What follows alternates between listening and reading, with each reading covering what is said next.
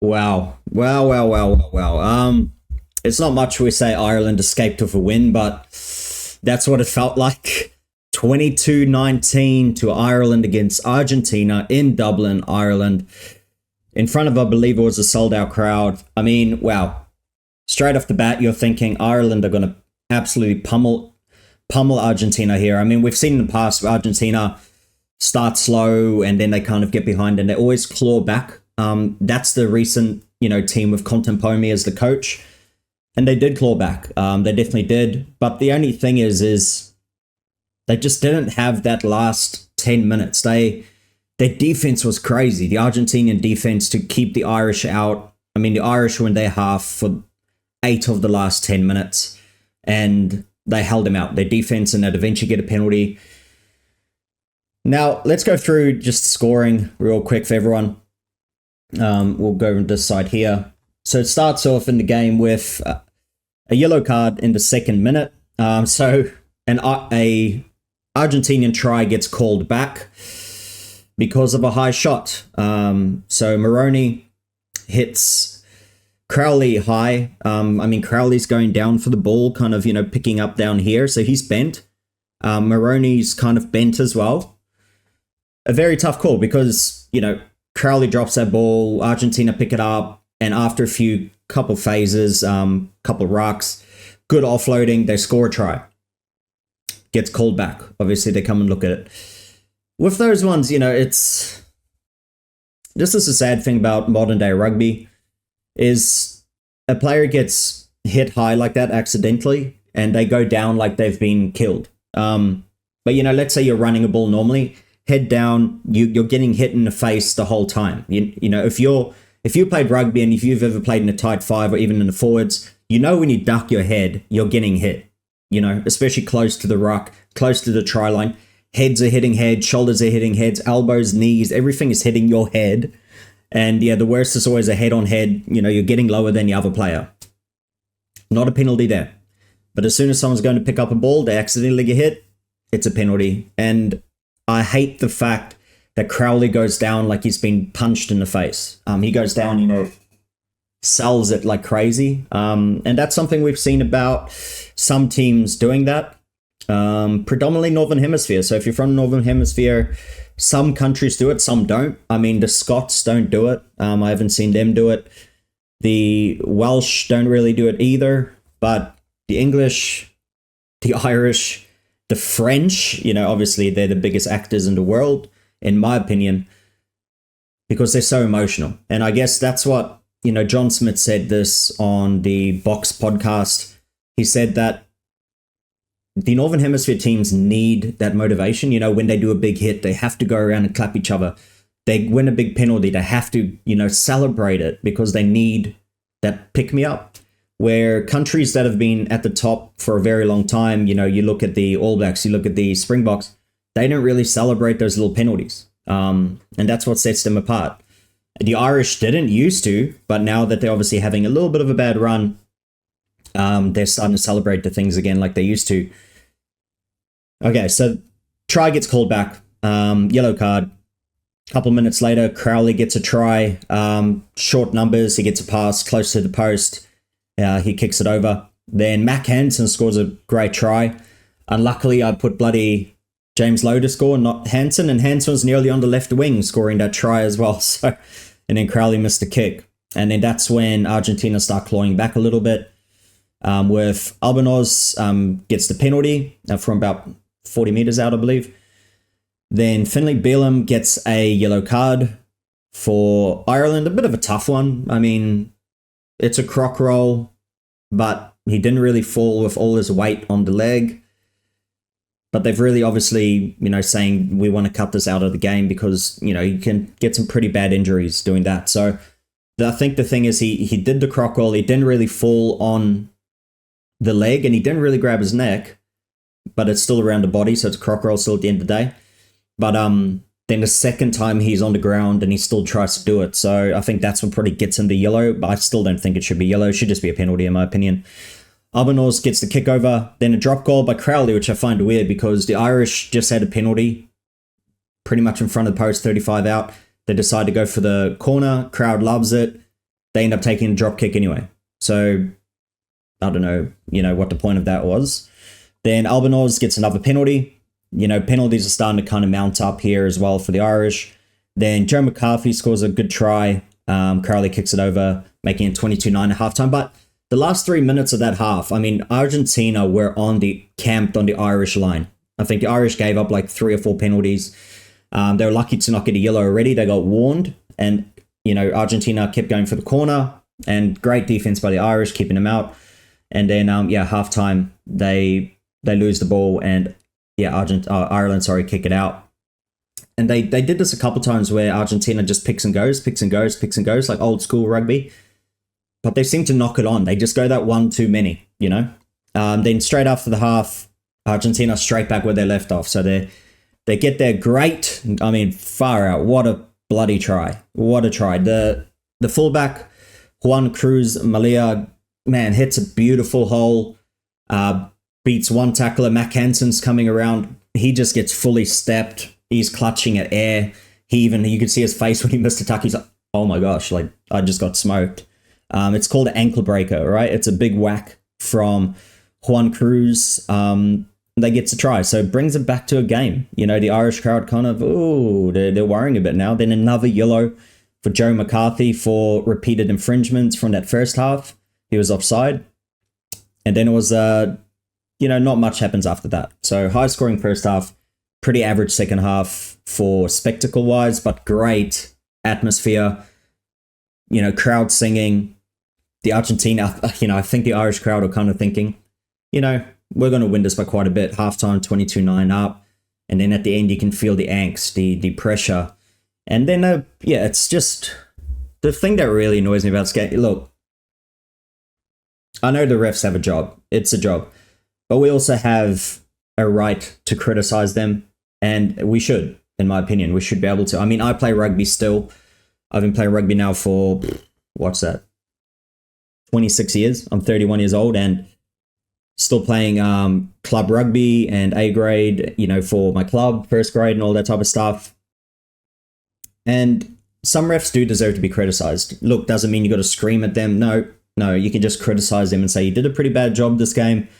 Next game, obviously, hopefully it's better because it is what it is. It's a ref. But I feel they have this bias when it comes to these top, 4 or 5 teams. I'm South African, and I think South Africa's included sometimes as well. When they play smaller nations, they get the rub of the green a little bit. As did Ireland in this game, where a few times Argentina have a penalty advantage. They do like one play, the ball's still, good to go, and the ref goes, going side to side, advantage over. Where we've seen, if you look on the Irish side, when they had a penalty advantage, the ref lets them play. He lets the ball play, gives them a couple phases at least, and then, he brings it back if he needs to. But I just felt he didn't give a great advantage for them. I think there were quite a few penalties not called. But hey, watch the game yourself if you haven't. You let me know if you agree, because, I think there's very much a little bit of a bias going on there. That end knock-on as well. I didn't see a knock-on. The Argentinian players didn't see a knock-on. But the ref called it. It is what it is. Even there's also a charge down where Mac Hansen was going for the, charge down the kick and he tipped it. You can hear it. If you play rugby, if you've been to games as well, when a ball's been tipped. You can hear it on the ball and you can see the angle of the ball is suddenly changing much faster. But the Argentinians go, was touched. He's going to fullback saying it was touched. And the ref goes, no touch. And then only after about 5 replays of the play before that, which did nothing, they finally show the replay of the kick. You can see the freaking touch, and then the line out goes ahead. So, I've seen ones in the World Cup, for example, where a player last touches the ball and it goes out.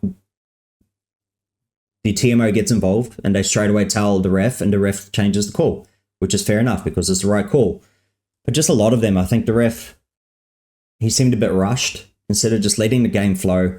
I think he's a Kiwi ref as well. Just let the game flow. Let the game flow. The Argentinians want it, so Paul Williams is the ref. The Argentinians want to have an open playing game. The Irish do as well.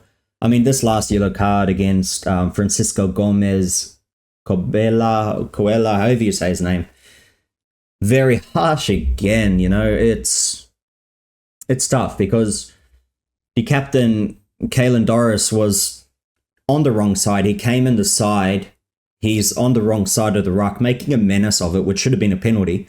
A few times, actually, the Irish were wheeling around. So the initial contact is in the ruck, but then they're wheeling the body around the outside of the ruck, which is not going through the gate.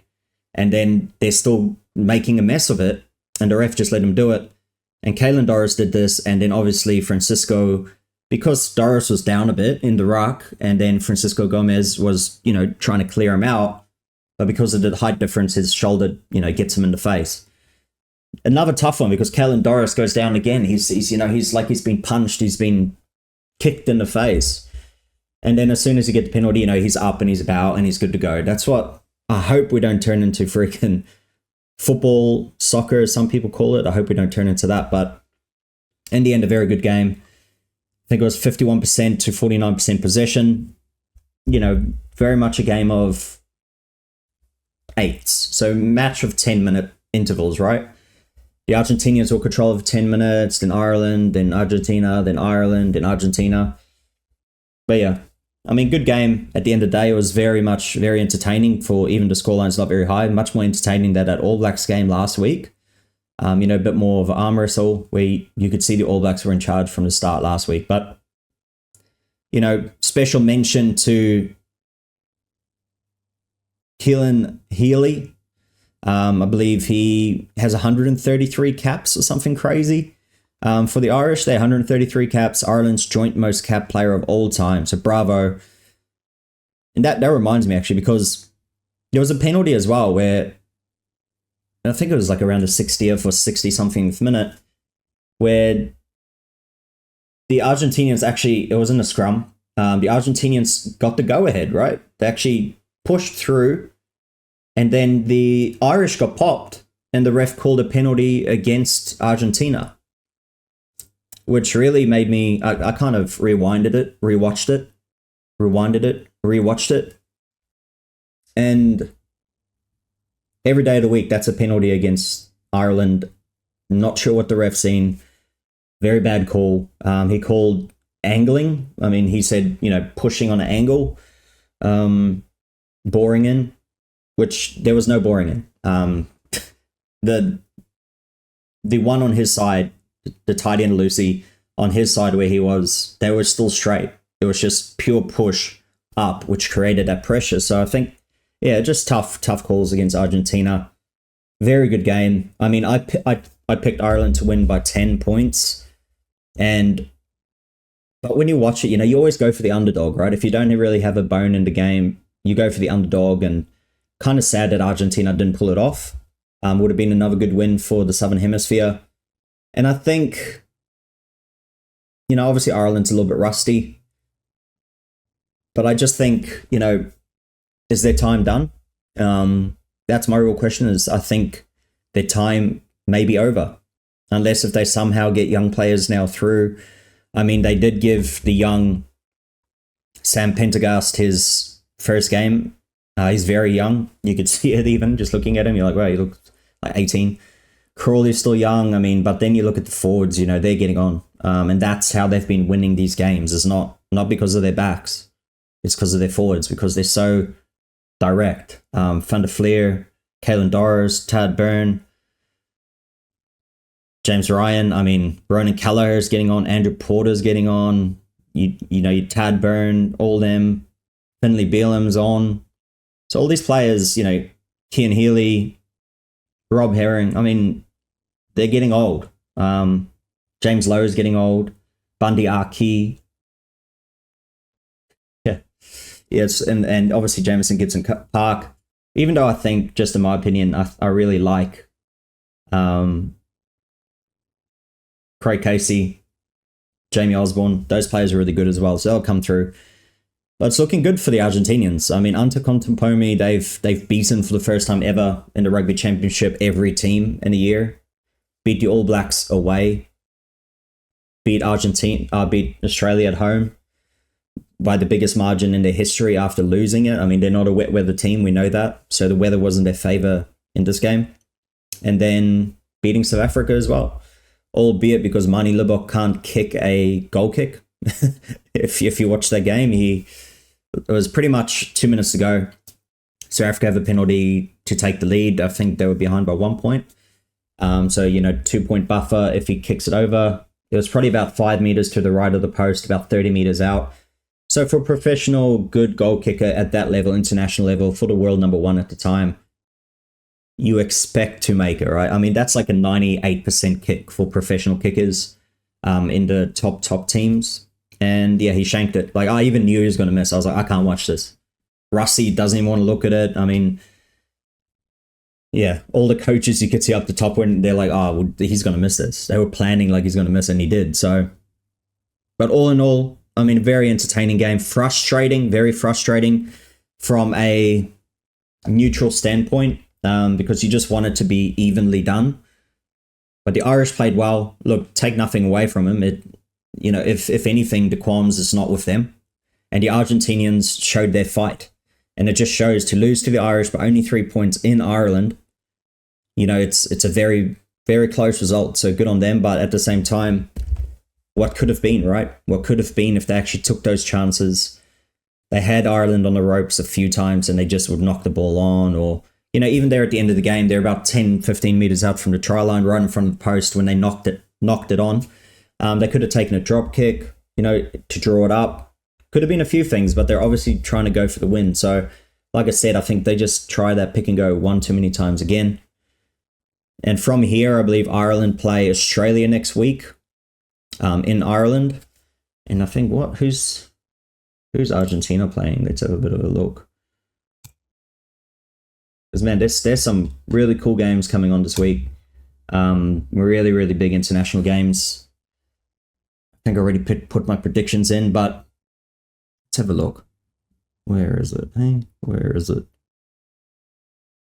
So yeah, we got tonight Korea, Zimbabwe. And Zimbabwe, could be fighting. Same with Korea, fighting for a World Cup position next year. Hong Kong, Brazil. Hong Kong's won the Asia Championship 4 years in a row, so they'll be able to make it to the World Cup if they repeat. But Brazil beat them last week, which is, big for Brazil to beat Hong Kong in Hong Kong. UAE versus Germany. Germany could sneak into the World Cup too this next year. Netherlands, Chile. I'm thinking Chile's going to demolish Netherlands. Japan, Uruguay in France. Spain, Fiji. Very big game. I mean, Spain beat Tonga in Tonga. And Fiji, obviously, coming off a great win against Wales. Now they have their top players back. But a few of their top players are missing again. So I think it'll be closer than what people think. In Spain as well. And Spain, they played Samoa in Samoa. And only lost by like 8 points or something. It was a very close game. I was thinking Samoa, smash them, but Spain nearly pulled off the win. I mean, they beat Tonga as well, so very good win. Romania, Canada. Romania should easily dispose of Canada. USA versus Tonga. This will be a good game. This will actually be a very good game. Because of the new, obviously, system for the World Cup, USA is probably going to make it in. Tonga will probably make it in as well. Pretty easily, but now with the Pacific Championship, it's now 2 pools of 3. So one pool is Japan, USA, and Canada. The other pool is Tonga, Samoa, and Fiji. So, it's a little bit of a level up from, I guess having to play B teams or some teams like the Maori All Blacks, stuff like that, which is still cool. It's a good level, but it brings it back to just the international game, right? Then you got Uganda versus Kenya. Yeah, we obviously got South Africa versus England tomorrow. Oh, our time anyway. That'll be a great game. I think South Africa should win by about 10, in my opinion. Just depending, right? Because they got their top team on. It's gonna be a big game, I think. Very, very big game. Pretty excited to watch it. Hopefully we'll be watching live. But I think this game, right? The France New Zealand. Oh man. This is going to be the game. This is the biggest game for me of this weekend. France, New Zealand. France gets a big next home game after smashing Japan last week. New Zealand making a World Cup final, losing to France in the opening game. So I think, it's going to be tough. France play a different, they play very different at home. But the thing is with the French, they don't travel with their best team, which I think takes a bit of, what should I say? It takes a bit of honor away from their performances because they're not playing their top team and they do it on purpose. The players are available, but they just don't play them. They don't even take them on the tour. People like Dupont, etc., etc.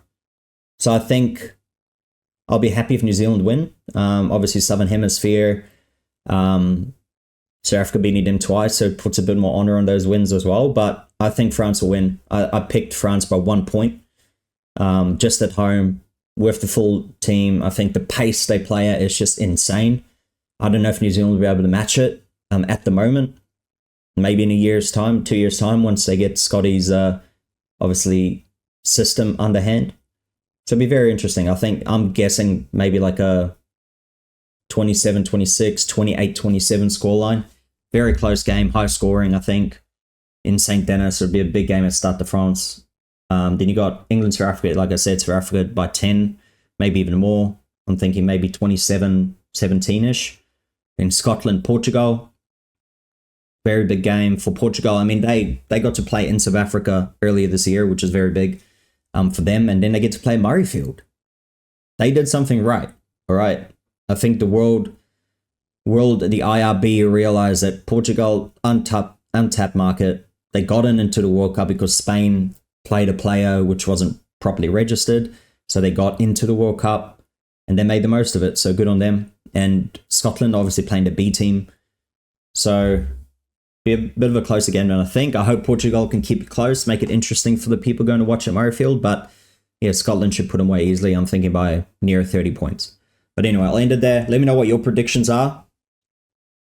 Let me also know what you think about this Argentina-Ireland game. What was your breakthrough? What did you think about some of the calls, the ref? I mean, yeah, it's frustrating because people say don't worry about the ref. But, being involved and playing rugby and having done referee courses myself, because I am planning to be a ref after playing, it is frustrating to watch it because it inflicts the game. And people always go, the ref's out of control. It is out of your control. But at the same time, it doesn't mean the ref can't ruin the game or the ref can't, adjust the result of a game. They can. And they do. But they are human. That's why we can criticize them. That's why you don't go, fire this ref, you should never ref again. You don't do that. You just go, that was a crap performance. It's the same as if we go into work and we say, oh, boss, I'll come to work today. The big boss is there and he goes, you've not been managing the store very well. It's a little bit dirty. The results aren't getting there. That's not a very good job. You need to do better. That's what we can do for refs as well. It is a job. If they're not doing a good job, we can easily tell them you're not doing a good job. That's what it is. At the end of the day, we can see it on TV. We can replay it. They got it there in the moment. So massive respect to them. But at the same time, it is your job. And hopefully they can do better. The frustration. But anyway, I'll end it on there. Let me know your predictions below for the next games coming. And let me know what you thought about this game. And I'll see you in the next video.